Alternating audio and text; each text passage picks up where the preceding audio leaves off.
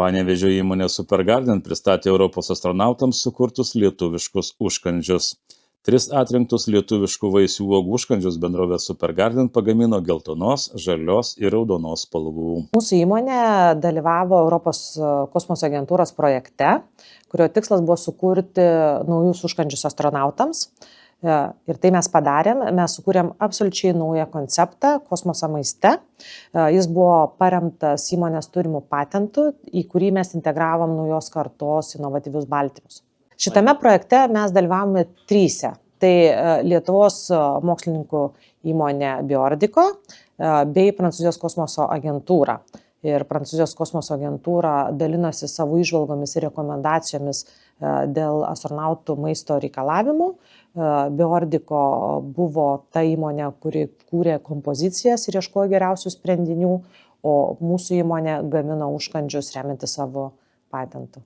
Šaltyje džiovintų užkandžių koncepciją savo turimo patento pagrindu bendrovės specialistai kūrė kartu su uždarosios akcinės bendrovės Biordiko komanda.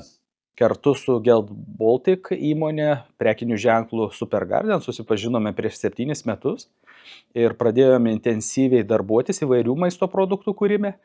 Ir kadangi buvo užsakymas padaryti produktus iš liofilizuotų žaliavų, teko sukurti šitą technologiją ir vėliau tą technologiją iš tikrųjų vystėm įvairiais būdais. Tai prieš 3 metus kilo idėja, kad toks produktas būtų tinkamas kosmoso pramoniai ir pradėjom vystyti taip vadinamus ateities kosmoso užkandžius.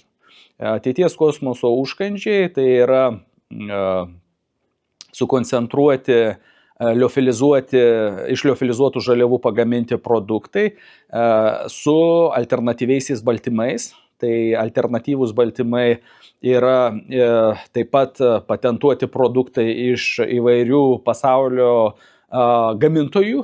Tai turime savo partnerius tokius kaip Solar Food, kurie gamina soleiną iš taip vadinamo oro. Ir taip pat turime partnerius iš Singapūro Turtle Tree, kurie gamina precizinės fermentacijos būdu laktoferiną, bei tuo pačiu partnerius, kurie gamina tokias žaliavas kaip dumblius, vadinamus spiruliną, chlorelą ir kitus produktus. Daktaro Jono Damašiaus teigimu, pristatymo Europos kosmoso agentūrai metu lietuviškų užkandžių prototipai ekspertų buvo pripažinti nauja kosmoso maisto koncepcija. Iš ECA ekspertams pateiktų 9 užkandžių sprendinių Europos kosmoso ekspertai atsirinko inovatyvius baltymus soleiną, laktoferiną ir daugeliu jau pažįstamą spiruliną. Kadangi vystėme projektą su Europos kosmoso agentūra, gaminome būtent iš 27 skirtingų žaliavų produktus, tai galutinis produktų testavimas vyko iš 9 produktų, o galutinis gautas rezultatas tai yra 3 konceptualios technologijos prototipai, kurie pademonstruoti Europos kosmoso agentūroje, susilaukia iš tikrųjų išskirtinio dėmesio. Vystom tos produktus toliau, norime, kad artimiausių metų per laikotarpį 1-2 metų jie iš tikrųjų būtų vartojami tarptautiniai kosmoso stotyje, išbandomi ir vėliau visų kosminių misijų metu.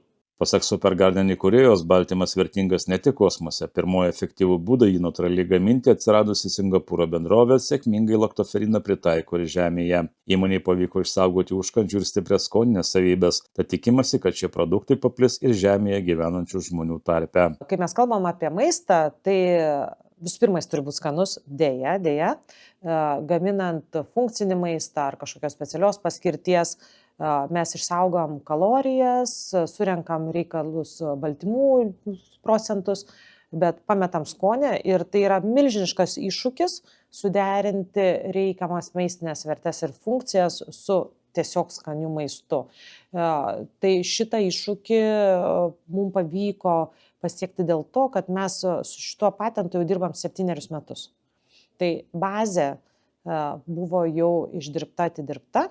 Tiesiog mes integravom naujus sprendinius su naujais inovatyviais proteinais. Žmonija perės prie tokio maisto, kuomet žmonija bandys kolonizuoti kitas planetas, kaip, sakykime, Mėnulį ar Marsą ar dar kažkur.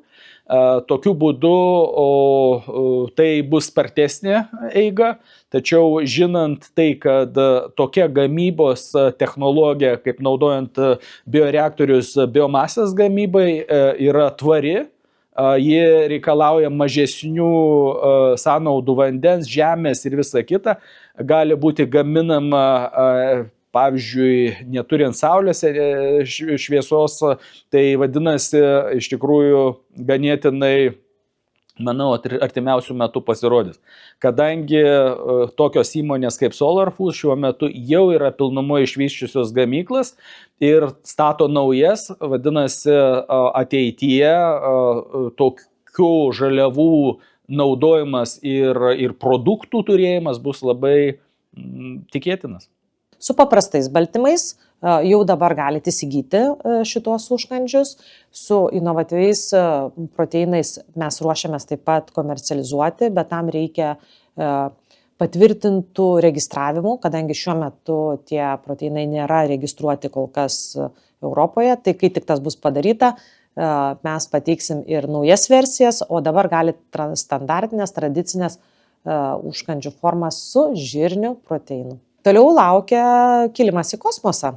Dabar sukūrėm konceptą, sukūrėm naujus užkandžius, kurie jau išvyko į Europos astronautų rengimo centrą Kiolne.